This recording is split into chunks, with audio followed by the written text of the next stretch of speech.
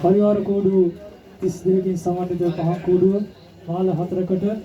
දෙපැත්තකට කැරකෙනවා. ඉතින් පහන් කෝඩුව ගැන කතා කරනවා නම් පහන් කෝඩු නිර්මාණය විවිධ මధుසංක වගේමයි කැටයන් නිර්මාණය විරංග පෙරේරා ඒ වගේම අපේ මල්වෝද ලබා දී දායකත්වය ලබා දුන්න සහෝදරයන් 4 දෙනෙක් විශාල් කරිදු තරුස වසන් කවිදු යන මහතුරුන් ඒ වගේම මිගල්ගත් ප්‍රදේශයේ හිතවත් සියලු දෙනාගේම සහයෝගය ඇතුව රෝහිත ආනන්ද පීරිස් මහතා පස්තල් නිර්මාණ ඉතින් මේ සියලු දෙනාගේම උදව් උපකාර සහයෝගය ඇතුව මා විසින් සංවිධානය කරන ලබන මේ පහන් කූඩුව අද දවසේ ප්‍රථම දර්ශන වාරයේ මේ දර්ශන වාරදී මේ දකින්නේ ඉතින් සෝපාක කතා වස්තුව දෙසට අද දවසේ කියවරින් අපි අවධානය යොමු කරමු.